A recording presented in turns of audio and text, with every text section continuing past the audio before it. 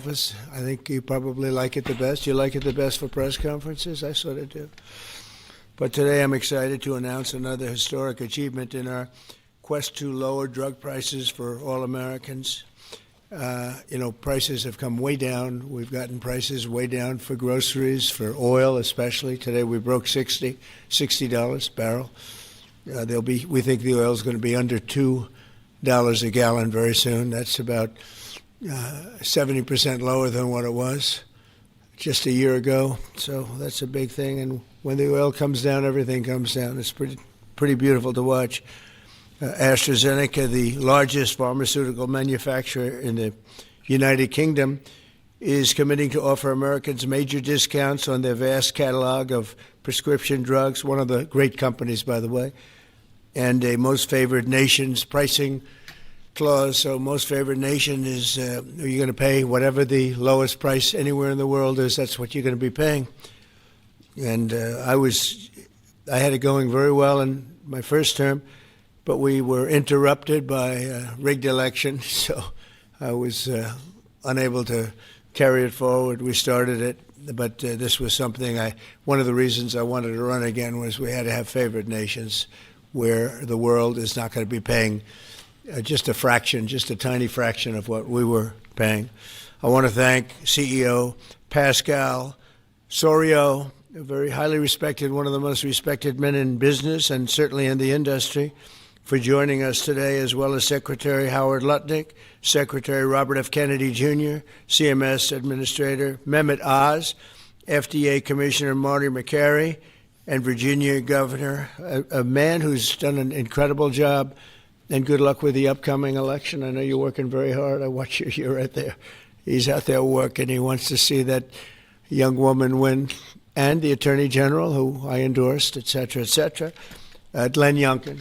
Thank you very much, Glenn. Thank you for being here. For many years, Americans have paid the highest prices anywhere in the world for prescription drugs by far, many times the amount that other countries are paying is ridiculous. Upon taking office, I signed an executive order to make sure that Americans pay no more for prescription medications than the lowest price for the same drug in other locations in developing nations. Today, AstraZeneca is committing to offer all of their prescription medications to Medicaid at most favored nations prices. In other words, the lowest price anywhere in the world, that's what we get. A move that will save American taxpayers hundreds of millions of dollars each year. And I tell the story, Glenn, that in my first term, I had the honor of being the first president in 28 years to lower drug prices during the course of the year. And we actually did, and I was so proud of myself. We called a news conference. I announced it. It was 1/8 of 1%. 1/8 of 1%. Now drug prices are going to be going down 100%, 400%, 600%, 1,000% in some cases. But for 1/8 of a cent, Bobby, think of that. I was so proud because for 28 years nobody had done it. And now it's, I think back to that, I said I shouldn't have had that news conference. But it is true. I was the only one that did it, but it was not very much. And now we're going to get, in some cases, 1,000% reduction. This is going to have a huge impact on everything from Social Security to Medicare to Medicaid, anything where they're buying any prescription drugs. It's going to have an incredible impact. It's going to lower itself greatly. AstraZeneca will also list many of their most popular drugs online at TrumpRx.gov. TrumpRx. I don't know why they put the name Trump. I did not tell them to do it, but I'm honored to let them do it. That's true, actually. That heavily reduced most favored nations cost. Americans can expect discounts, and as I said, it could be in many cases way over 100%. And as an example, one particular drug that's hot, very hot, 654% on inhalers, COPD and asthma, as well as certain diabetics medications. They're going to be averaging about 654% reduction in price. You believe that one? The Democrats will say, well, he should have gotten more. It's crazy.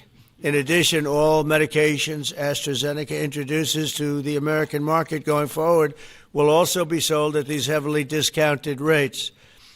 Furthermore, AstraZeneca will invest $50 billion in the United States over the next 5 years for research and development of new drugs and to onshore manufacturing facilities across the country, like the new plant that broke ground yesterday in Charlottesville, Virginia, where the governor attended. They had a tremendous group of people attending. It's going to have 3,600 jobs just to begin with.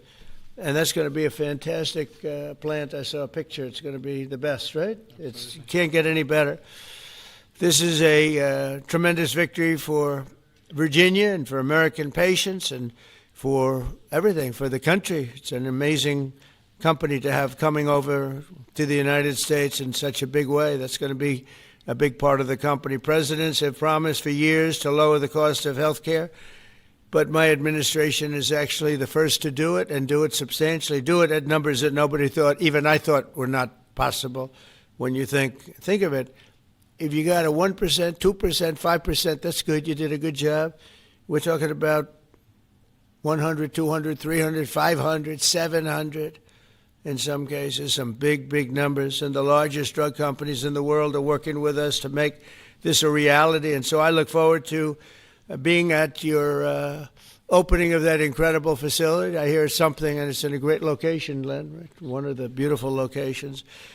So I'd now like to ask Secretary Kennedy to say a few words, followed by Dr. Oz, Pascal, Governor Youngkin, and we'll take some questions afterwards. Would anybody like to have some questions? Yes? Oh, I'm shocked. Okay, we'll take them right after, okay?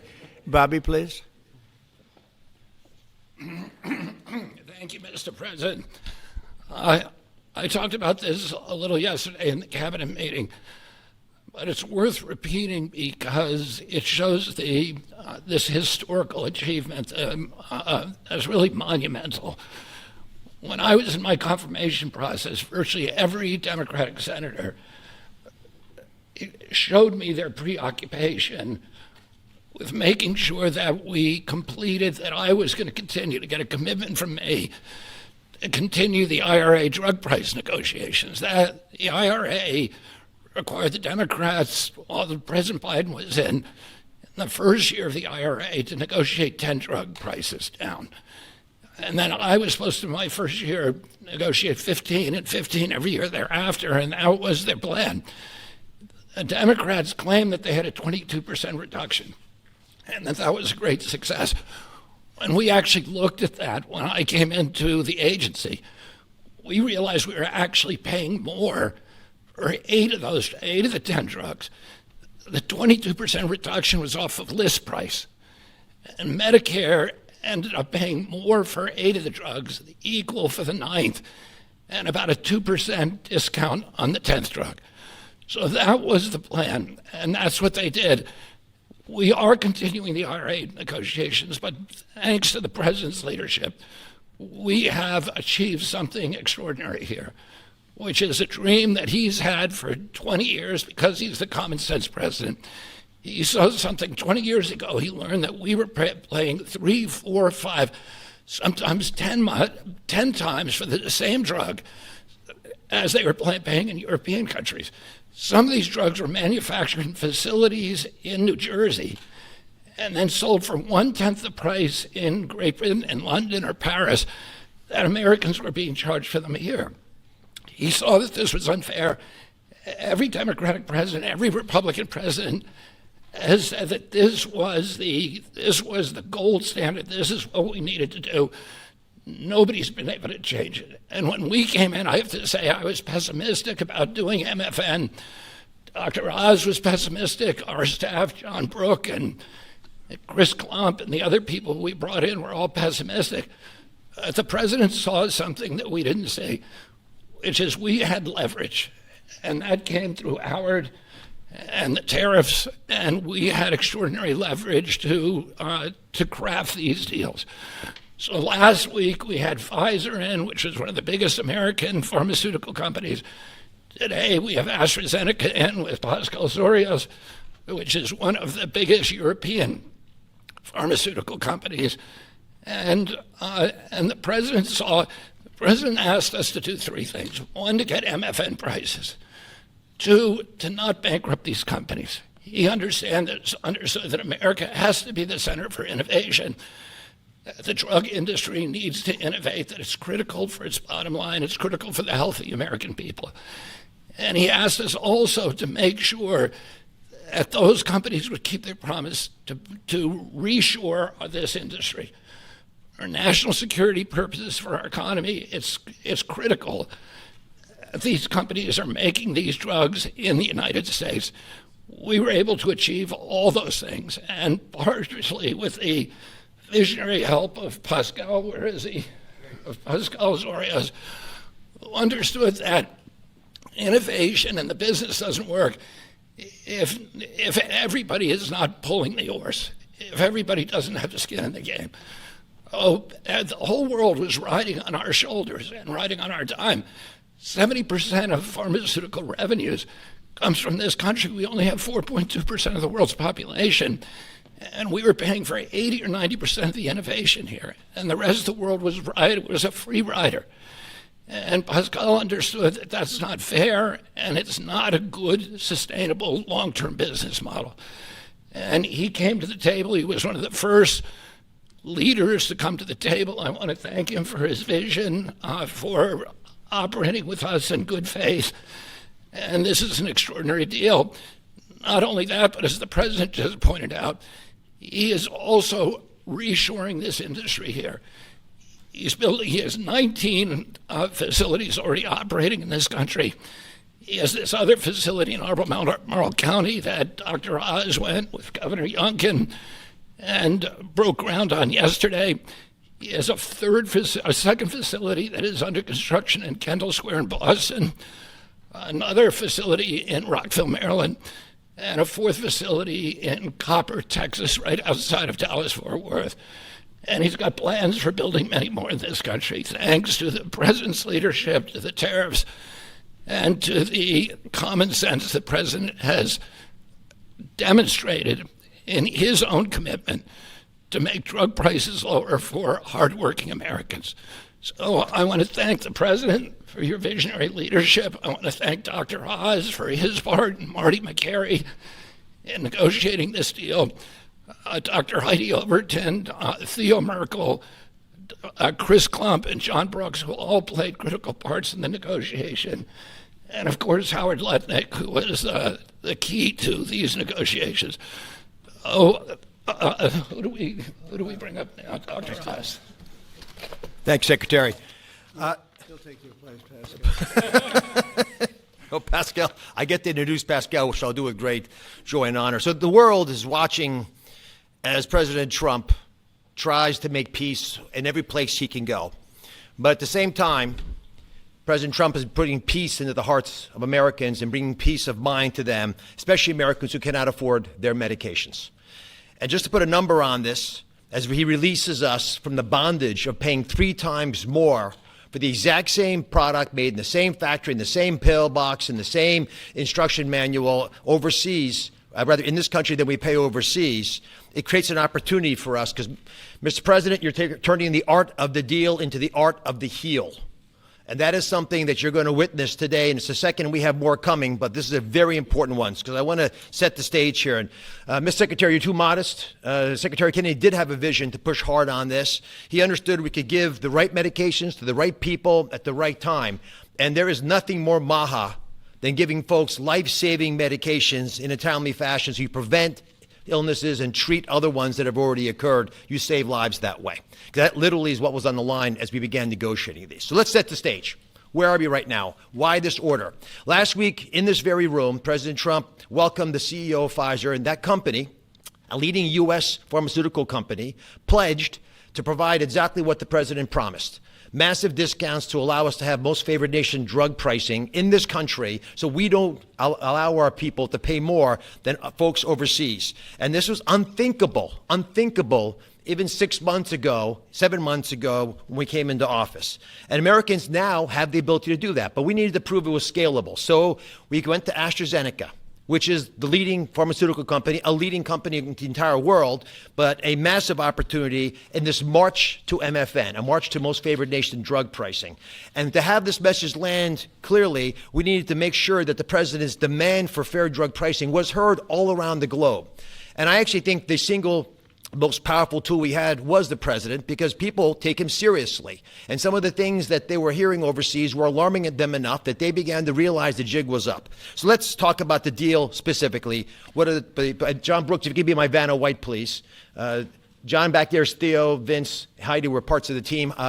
There are other members of the team I'll speak of in a second. So these are the 5 deal points. This is what Trump RX, by the way, which just launched, TrumpRx.gov, which was a unanimous name, by the way, Mr. President. He was not involved in picking the name, but it was not a difficult one to land on. We thought it had a catchy element to it.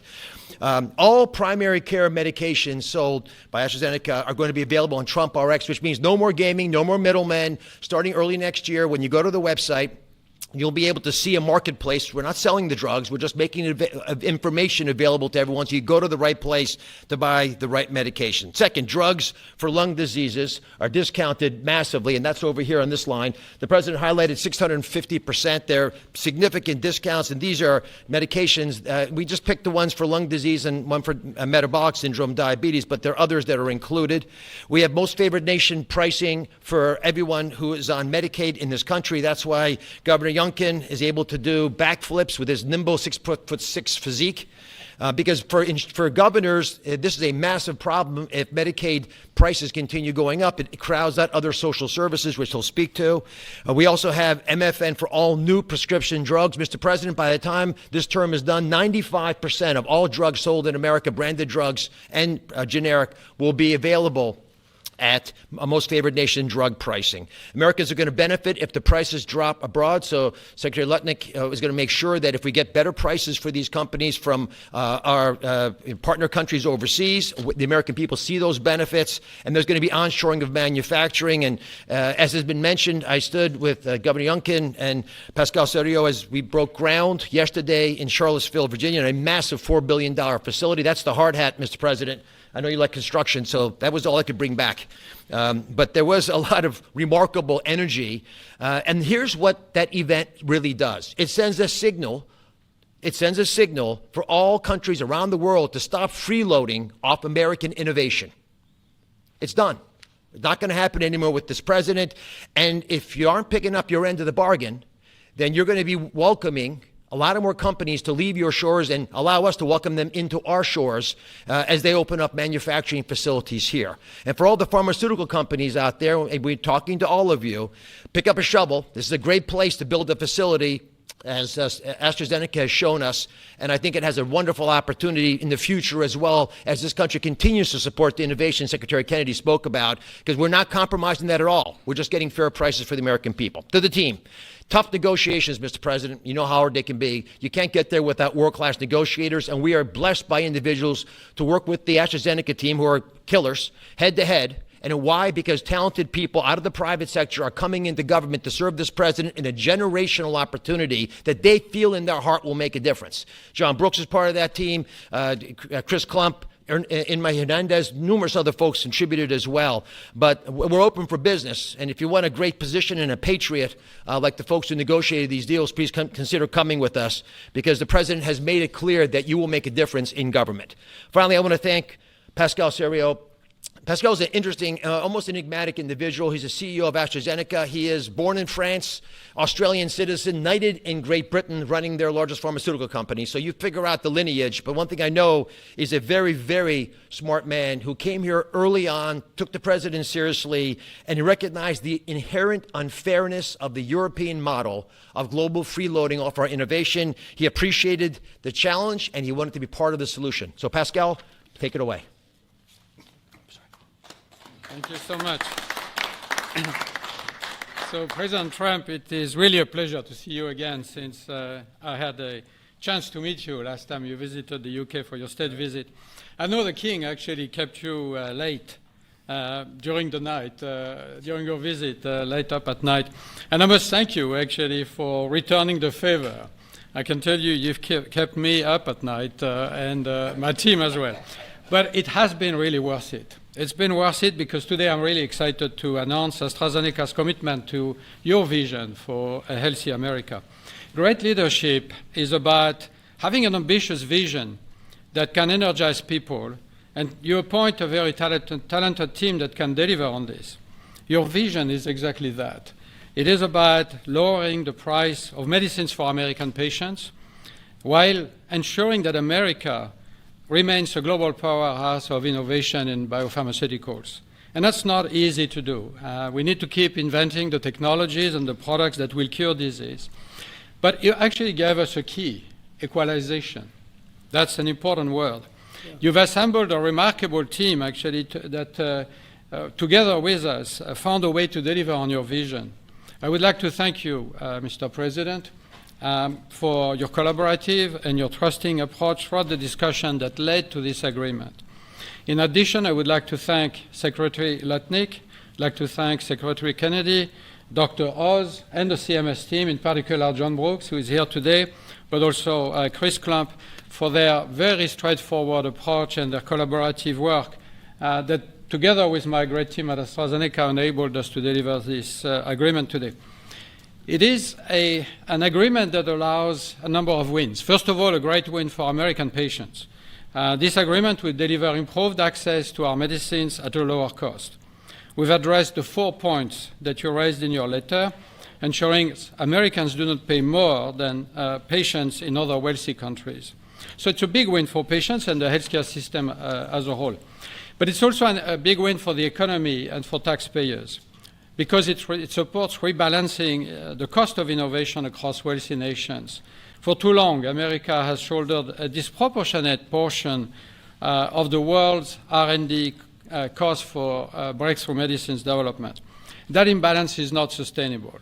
It had to change. And equalization levels the playing field, with wealthy nations contributing their fair share to the cost and the risk associated with biopharmaceuticals R&D.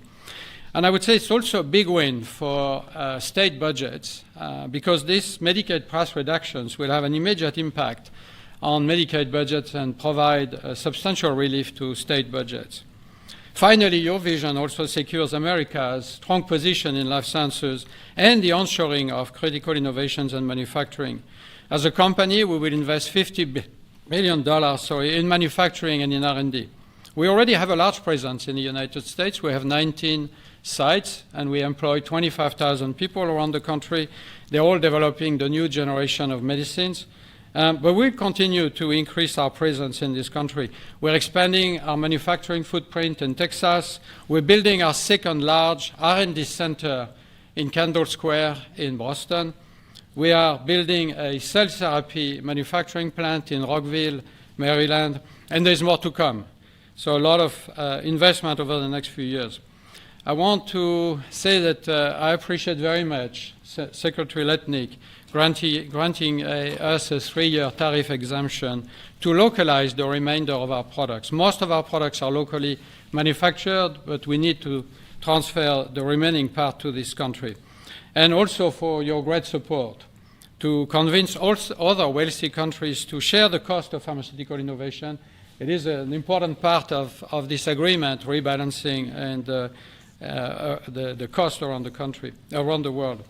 Yesterday showcased our commitment to the United States with this $4.5 billion investment in the beautiful Commonwealth of Virginia to manufacture what we call API, active ingredients for our medicines, but also antibody-drug conjugates that are such a critical part of the future treatment of cancer care, what is called smart chemotherapy, targeted chemotherapy. I want to thank Dr. Oz for joining us for the groundbreaking ceremony near Charlottesville, together with Governor Youngkin. And I actually love your AstraZeneca hat. I know you wanted to bring a shovel, but didn't make it to this beautiful room. I have to say it has been a great pleasure to work with Governor Youngkin and his team, in particular Secretary Segura, on this investment. Like you, President Trump, they are deal makers that move at the speed of business. And it's very important for us company to be able to work with people who understand who we are and move very fast. Our new facility will be a great example of Virginia supporting domestic production of medicines for America enhancing national security in pharmaceutical supply, but also creates thousands of highly skilled jobs. Governor Youngkin gave me a beautiful Virginia flag that we will proudly fly alongside the American flag in front of our new facility. So AstraZeneca's commitment to the United States is very strong, and this agreement ensures we'll make an even bigger difference for American patients. So, Mr. President, thank you again for welcoming me in this beautiful office and for making this moment possible. Thank you so much. Pascal. Thank you very much.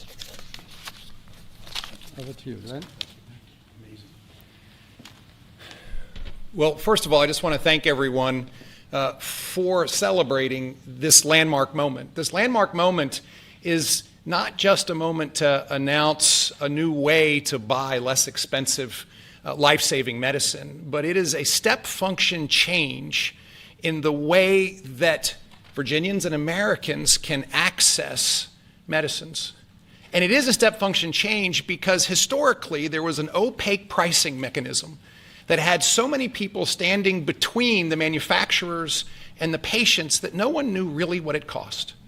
Well, now we can go direct to consumers. And that's what Trump RX is all about, going direct to consumers, where a consumer can come and find that particular medication that they need and go direct to the company and get the best possible price.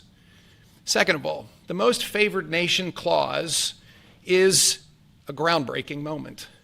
It's a groundbreaking moment because, as you've heard, that American customers have been paying 3, 4, 5 times what international customers have been paying. That is just not fair. And Mr. President, I want to thank you for simply recognizing that America must come first. And Americans deserve the best pricing, not the worst. It changes everything for a state. In Virginia, we have $1.5 billion a year of pharmaceutical expenditure under our Medicaid plan. $1.5 billion a year. We save 10%, 20%, 30%. All of a sudden, 150, 300 million, 450 million in savings can be realized by a state. Now, I firmly believe that's the people's money, and it should go back in tax relief.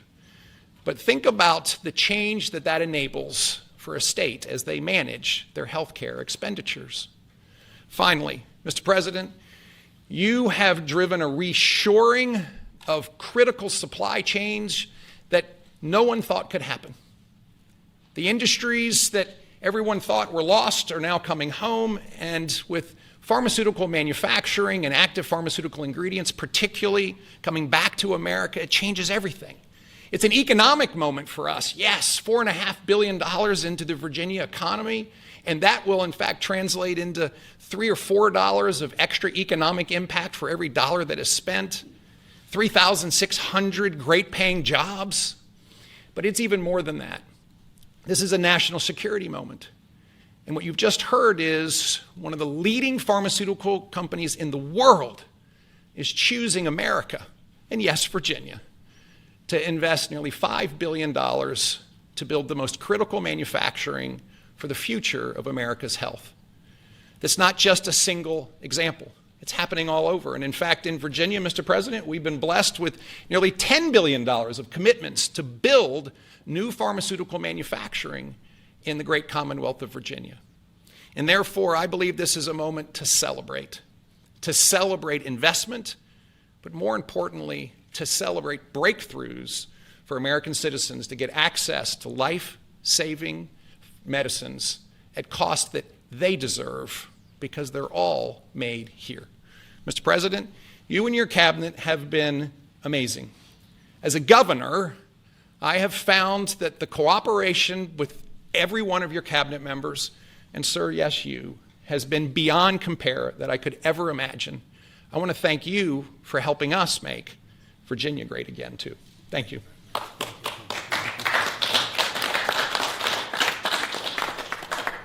So we have, at this moment, I think we just cracked $18 trillion in commitments and investments in our country. As an example, the last administration was far less than $1 trillion for 4 years.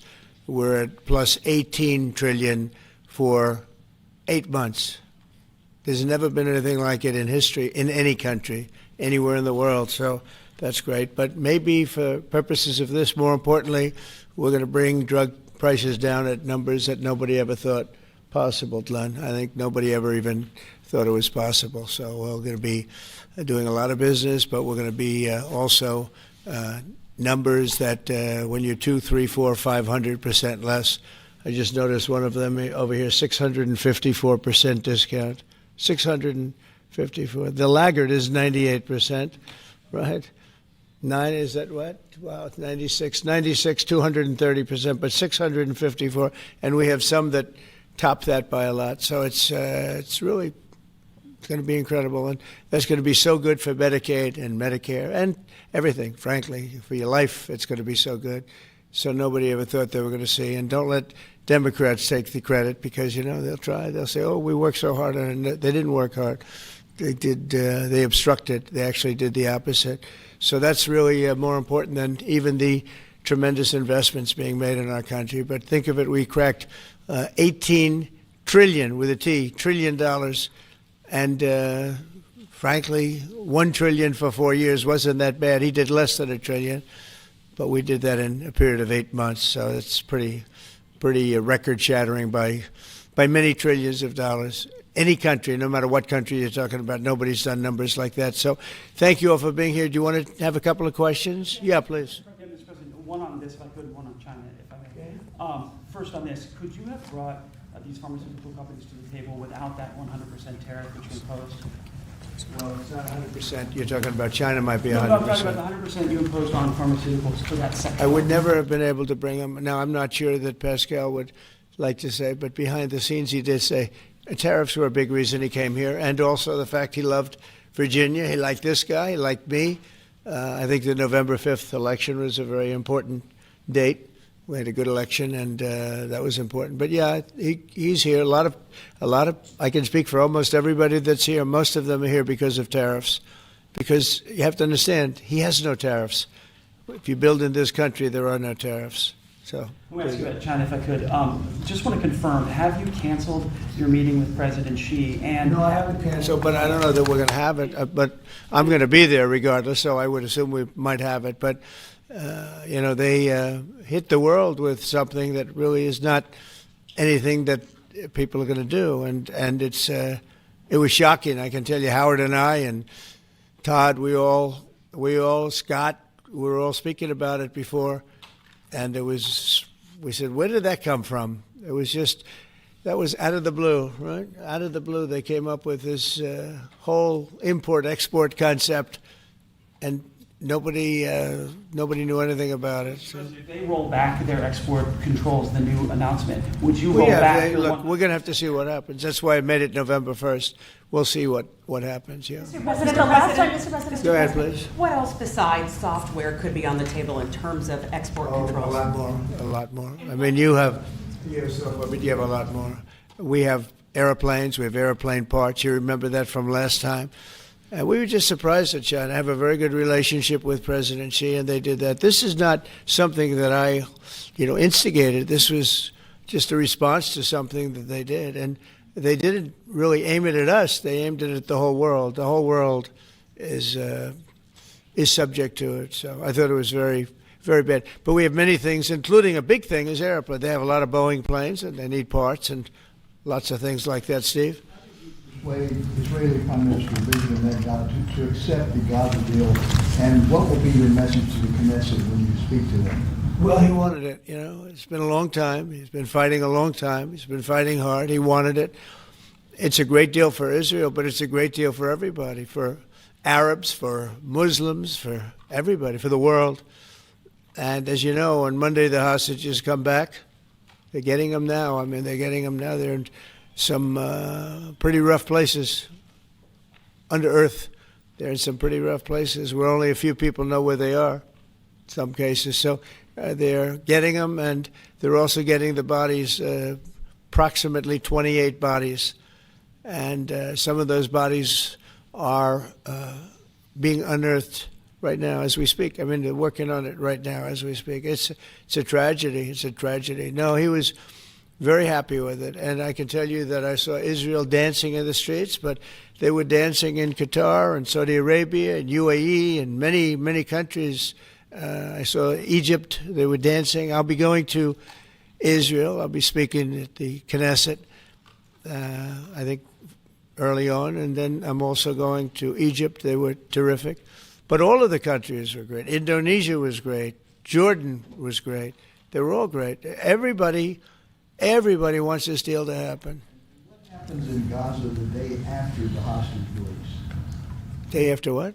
The day after the hostage release, what happens there then? Well, hopefully you're going to have great success I call it everlasting success. I think you will too. I think you're going to have tremendous success, and Gaza is going to be rebuilt.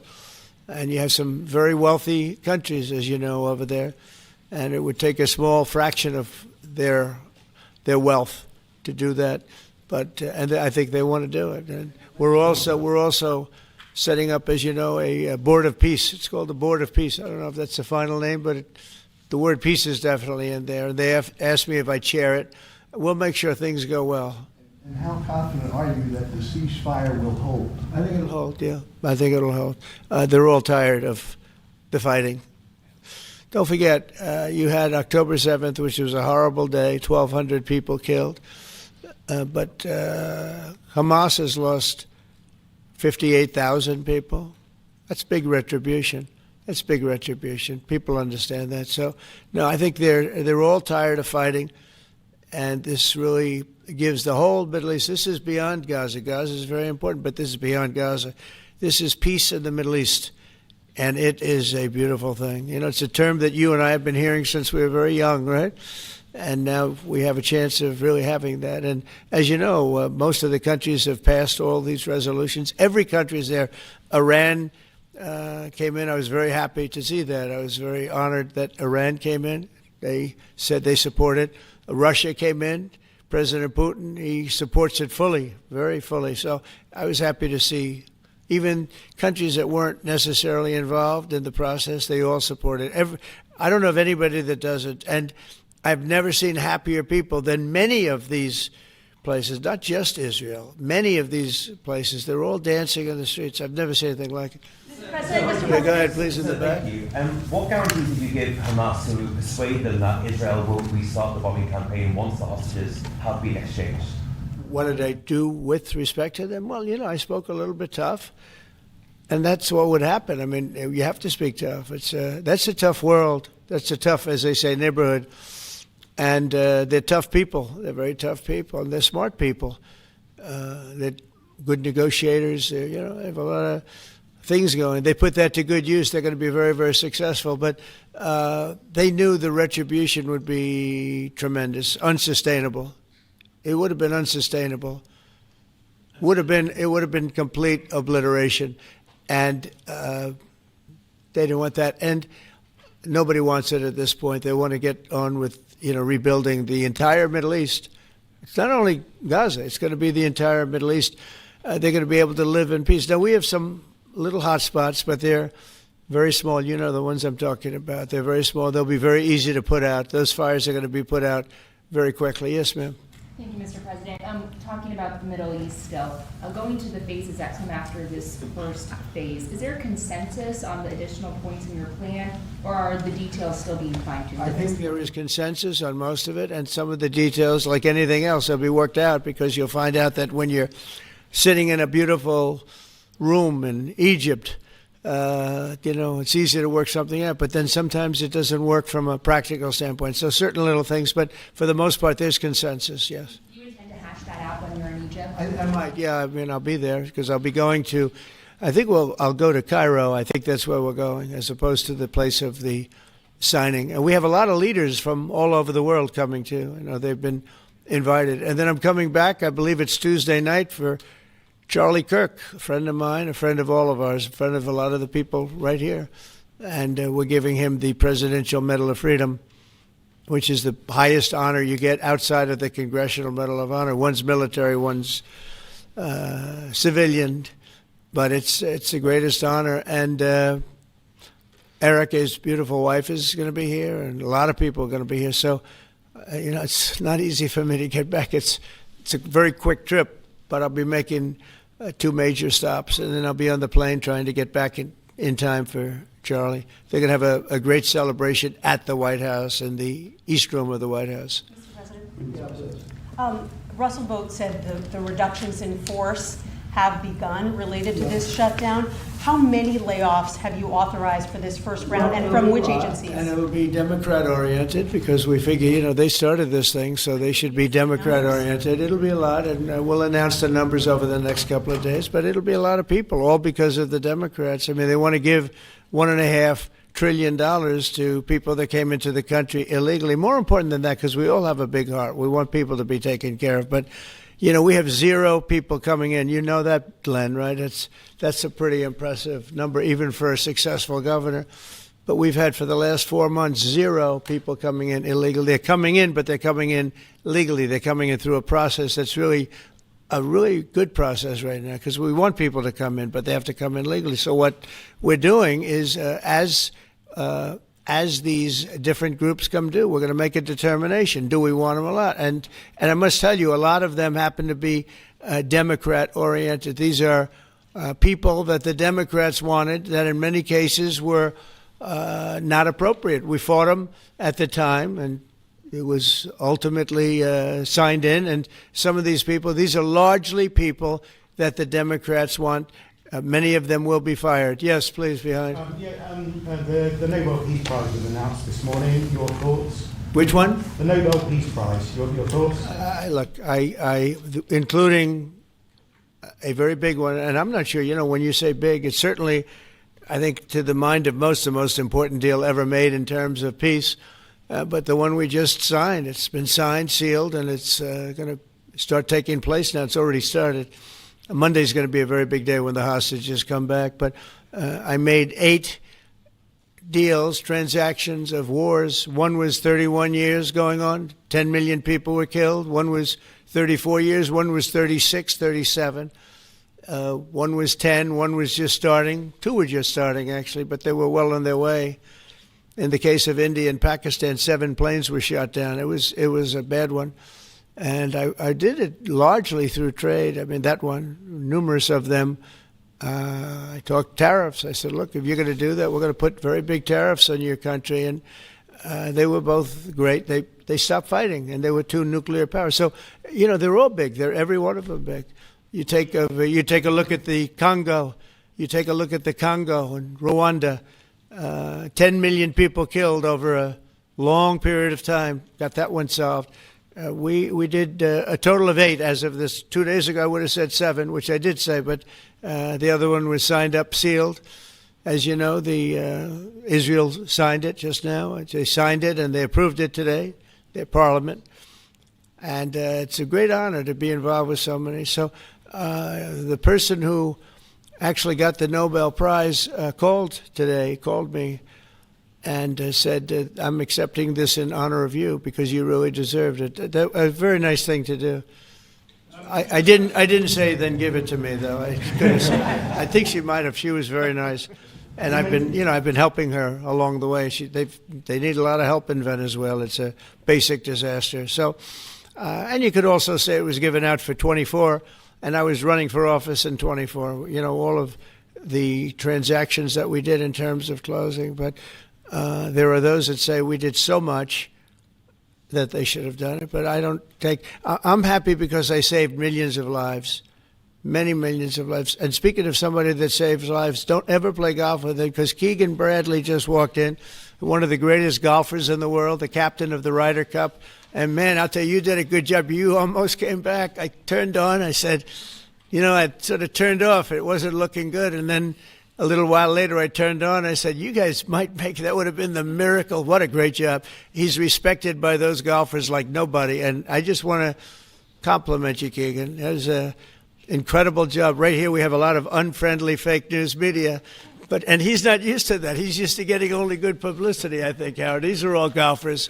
But you're some golfer, I'll tell you that, and some leader. Thank you very much. Great job. Thank you, Keegan. Mr. President, on China. Yeah, please. On immigration, ICE are making arrests, targeted arrests at courthouses in New York City and around the country. Criminals, arresting criminals, that's right. Yeah, So go ahead.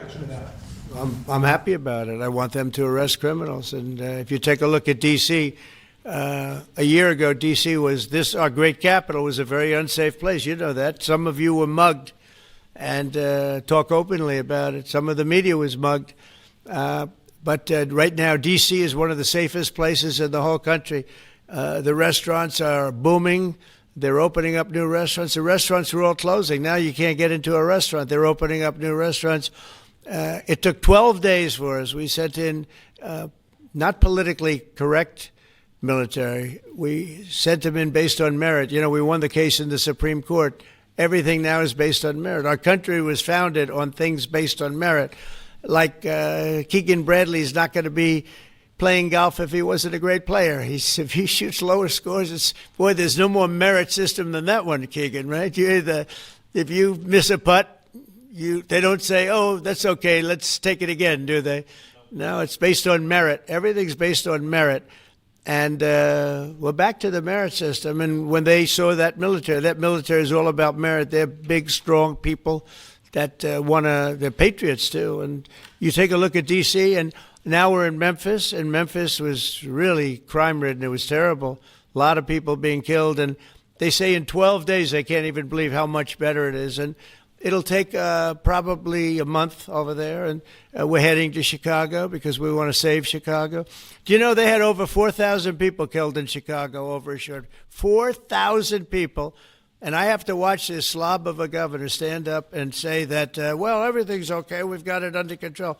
They had 4,000 people murdered over a very short period of time. There's not a city in the world, I don't believe, that can claim, you hear so much about different, I won't, embarrass anybody, like by saying Mexico City or by saying anywhere in Afghanistan. There's no place like that. And then I have to listen to the mayor who's got a 5% approval rate, maybe less. He's an incompetent man. And the governor's an incompetent guy. He's a guy that was thrown out of his family business like a dog. And I know his family very well. And now he's a governor. And when I watch him trying to say that it's okay, we have crime under control, I lost 4,000 people over a very short period of time.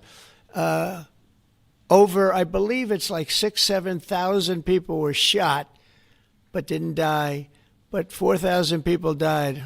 And then he gets up and talks about how it's not a problem. Or Portland, Oregon. I mean, every time I look at that place, the place is burning down. There's fires all over the place. When a store owner, there are very few of them left, but when a store owner rebuilds a store, they build it out of plywood, and they don't put up storefronts anymore. They just put wood up because they know it's going to be ripped down. And then I hear how wonderful it is. It's not wonderful. It's a disaster. That's almost an insurrection, that place. So we put our people in there, and they do the job, and they've really done the job. And the beautiful thing is we've done it.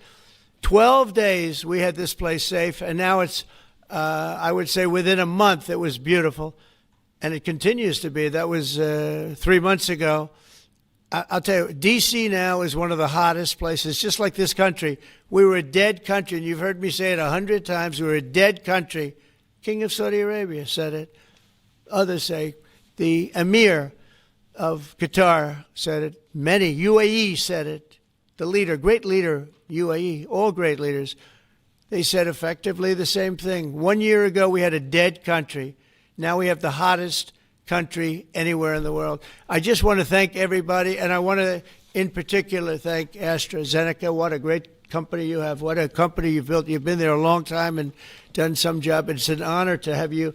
I assume you're going to build, so it's $4.5 billion for a plant. That's a pretty big plant, isn't it? I was going to say, could he make it a little bit more?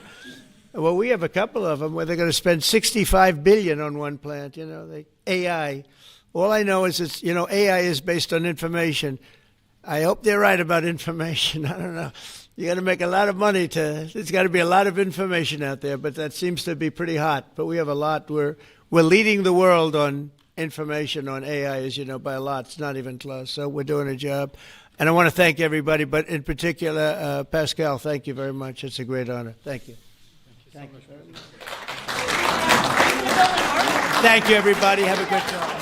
Thank you, Press. Thank you, Press. Thank you, Press. Let's go.